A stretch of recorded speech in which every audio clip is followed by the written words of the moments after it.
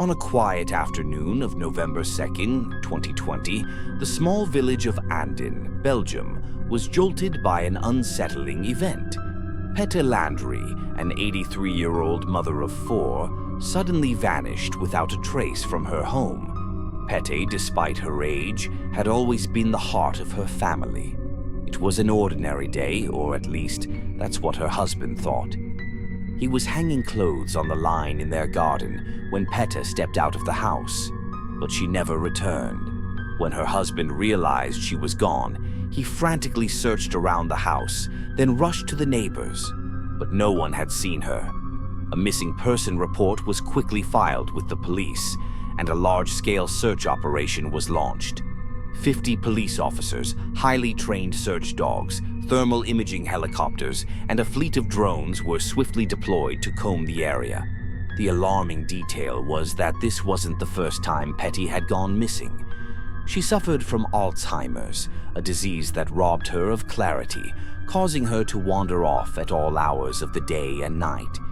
In previous instances, her husband had always found her nearby, confused but safe. But this time, things were different, eerily different. As time passed, the anxiety of her family and the community grew. They couldn't fathom what might have happened to her. Had someone abducted her? Or had she fallen into the nearby Meuse River? Every theory was considered, but none led to any conclusive evidence. In October 2022, nearly 2 years after Pette's disappearance, a glimmer of hope emerged. A police officer, almost in despair, was reviewing the case files and decided to take another look at the area on Google Street View.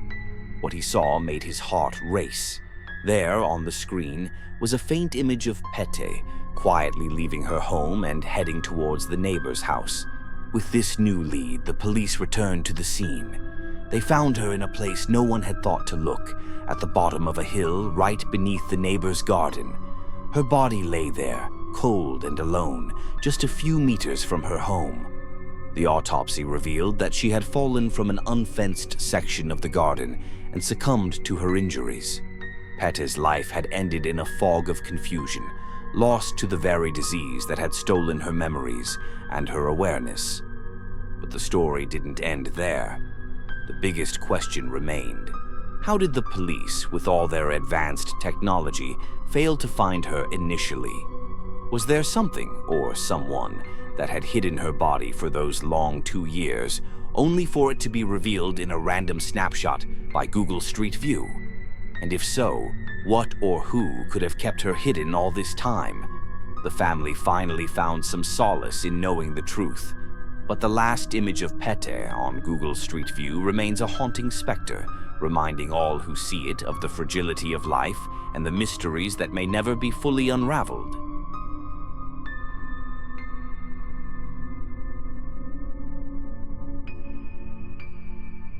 The disappearance of David Lee Niles. On an October night in 2006, 72-year-old David Lee Niles stopped by his usual bar in Byron, Michigan, to meet a friend.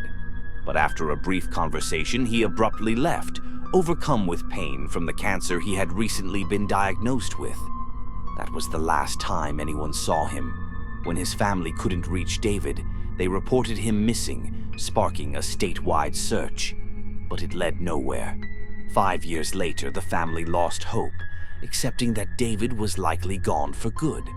Then, one November morning in 2015, everything changed. An employee at a funeral home in Byron was decorating a Christmas tree outside when he noticed something strange in the pond nearby. Using Google Maps, police spotted the faint outline of a car submerged under the water. When the vehicle was pulled out, inside they found the skeletal remains of David, along with his wallet.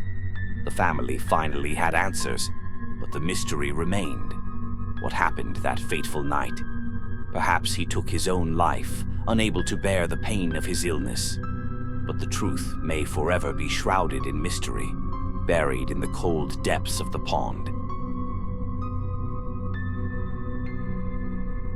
In July 2011, a quiet Oklahoma City suburb turned into a nightmare for one unsuspecting homeowner. two armed robbers broke into her empty house, expecting an easy haul. But when the woman unexpectedly returned, she found herself staring down the barrels of their guns. Instead of fleeing with their loot, the thieves held her hostage, ransacking her home for over an hour. The entire time, she feared for her life, convinced they would shoot her before leaving. Miraculously, the robbers eventually left without harming her physically. The case, however, quickly went cold, as there were no witnesses or solid leads. The woman, traumatized and fearing retribution, refused to reveal her identity to the press. 3 years later, an unexpected twist breathed new life into the investigation. The victim's neighbor, while casually browsing Google Maps Street View, noticed two men walking down the street, men who matched the exact description of the robbers. She immediately contacted the woman, who confirmed they were indeed the criminals who had terrorized her that day. Unfortunately, the grainy quality of the image and Google's automatic blurring of faces meant that identifying the suspects was still a challenge. Despite this, the police now had a vital clue, offering a renewed hope of catching the two men. Google Maps had unwittingly captured the moments leading up to the crime, leaving behind a digital footprint that could finally bring the culprits to justice.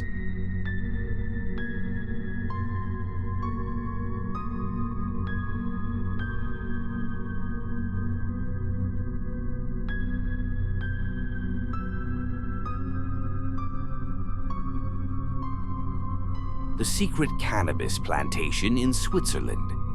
In 2009, the Zurich police in Switzerland were conducting a campaign to crack down on illegal cannabis plantations across the country. During the investigation, a detective noticed something unusual on Google Earth: a patch of darker green plants, oddly out of place in the middle of a cornfield near Rapperswil, Thurgau. Suspecting foul play, the Special Task Force immediately launched an on-site investigation. Upon arrival, they discovered a vast cannabis plantation, over 2 acres in size, cleverly concealed within the cornfield. This was one of the largest discoveries they had ever encountered, with thousands of cannabis plants ready for harvest. A swift operation followed, leading to the arrest of 16 individuals connected to this drug trafficking network. The police seized 1.1 tons of cannabis and 900,000 Swiss francs, money believed to be the proceeds from years of illegal cannabis sales.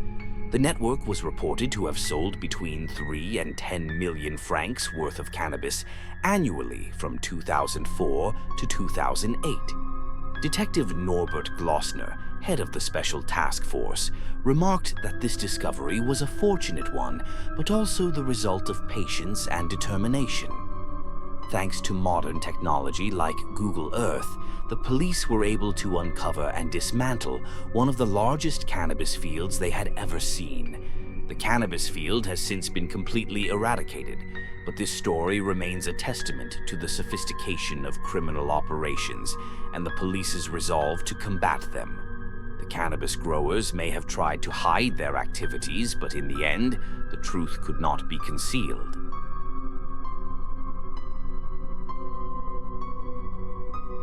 The caravan theft in Derbyshire, England.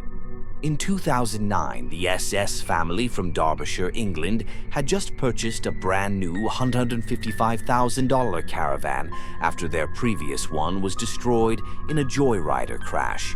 The new caravan, a symbol of their hopes for future family travels, was parked safely in their driveway. But little did they know it would soon become the target of a cunning thief.